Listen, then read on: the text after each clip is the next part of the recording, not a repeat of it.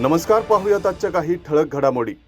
शहरात रस्त्यावर कचरा टाकणाऱ्या 5435 नागरिकांवर कारवाई. शहरातील अनेक भागात नागरिक उघड्यावर कचरा टाकत असल्याचं आढळल्याने अशा बेशिस्त 5435 नागरिकांवर मागील वर्षभरात महापालिकेने कारवाई करून 1,15,88,000 रुपयांचा दंड वसूल केला. महापालिकेने इंदूर शहराच्या धर्तीवर शहर कचरा कुंडी मुक्त केले आहे. काही विशिष्ट नागरिक कचरा प्लास्टिकच्या पिशवीत भरून मोकळी जागा, रस्त्याच्या कडेला तसेच नदीपात्र, नाले व गटारीत कचरा फेकून देतात. अशा बेशिस्त नागरिकांकडून महापालिकेने दंड वसूल केलाय. टेम्पोच्या धडकेने दुचाकी स्वाराचा मृत्यू. भरधाव टेम्पोच्या धडकेत दुचाकी स्वाराचा मृत्यू झाला. चिंचवड येथील बर्ड व्हॅली उद्यानासमोर काल दुपारी 12:30च्या सुमारास हा अपघात घडला. सुभाष बंशी ओवाळ, राहणार चिखली असे मृत्यू झालेल्या इसमाचे नाव आहे. या प्रकरणी टेम्पो चालक संतोष सुभाष दळगडे, राहणार निगडी याच्यावर पोलिसांनी गुन्हा दाखल करण्यात आलाय. शहर विद्रुपीकरण करणाऱ्यांवर कारवाई करा. आयुक्त सूर्यवंशी. अनधिकृत जाहिरात फलक, फ्लेक्स तसेच महावितरणाचे डीपी, सीमा भिंत, उड्डाणपूल, झाडे यावर चिकटवलेल्या जाहिरातीमुळे शहराचे विद्रुपीकरण होत आहे. संबंधित जाहिरातदारांवर कठोर कारवाई करावी असे आदेश महापालिका आयुक्त विजय सूर्यवंशी यांनी अतिक्रमण अधिकारी व बीट निरीक्षक यांना दिलेत.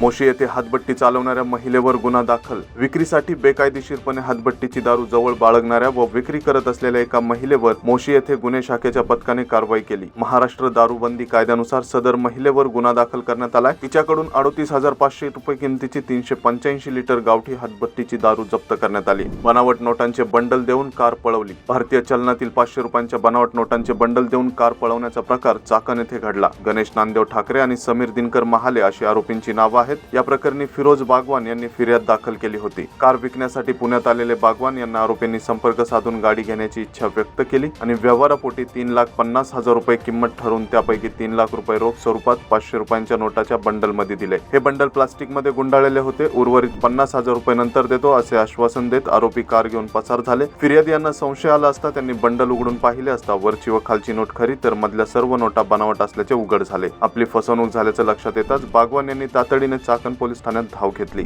हर्षवर्धन सदगीर ठरला भोजापूर केसरी. भोसरी गावाच्या यात्रेत आयोजित करण्यात आलेल्या कुस्ती स्पर्धेमध्ये हर्षवर्धन सदगीर यांनी भोजापूर केसरी हा किताब पटकावला. येथील कैलासवासी सदाशिवराव फुगे आखाडा मैदानात हा कुस्त्यांचा आखाडा पार पडला. भोजापूर केसरीसाठी झालेल्या लढतीत डबल महाराष्ट्र केसरी हर्षवर्धन सदगीर यांनी रशियाचा मल्ल जमीर अली याला आसमान दाखवत भोजापूर केसरीवर नाव कोरले. पिंपरी चिंचवड मधील 16 गुन्हेगारी टोळ्यांवर मोक्का अंतर्गत कारवाई. संघटित गुन्हेगारीला आळा घालण्यासाठी पिंपरी चिंचवड पोलिसांनी मोठी कारवाई करत 16 गुन्हेगारी टोळ्यांवर मोक्का अंतर्गत कारवाई करत 79 जणांना जेरबंद केले. पोलीस आयुक्त विनय कुमार चौबे यांच्या दणक्याने गुन्हेगारांचे धाबे दाणले. काळेवाडी, बावधान, हिंजवडी, निगडी, रावेत, चिंचवड, सांगवी, दिघी, बोपोडी, भोसरी, MIDC, चाकण आदी पोलीस ठाण्यांच्या हद्दीत सक्रिय असलेल्या या टोळ्यांनी खुनाचा प्रयत्न, खंडणी, दरोडा, अंमली पदार्थांची तस्करी आदी गंभीर गुन्ह्यांत त्यांचा सहभाग असल्याचं स्पष्ट झालंय. गॅस टंचाई, लॉकडाऊनची अफवा यामुळे MIDCत कामगारांचा तुटवडा. पिंपरी चिंचवड MIDC परिसरात सध्या कामगारांची टंचाई झाली असून त्याचा मोठा फटका लघु, सूक्ष्म व मध्यम उद्योगांसह मोठ्या कंपन्यांना बसत आहे. आखाती युद्धाच्या पार्श्वभूमीवर निर्माण झालेली गॅस टंचाई तसेच काही दिवसांपूर्वी पसरलेल्या लॉकडाऊनच्या अफवा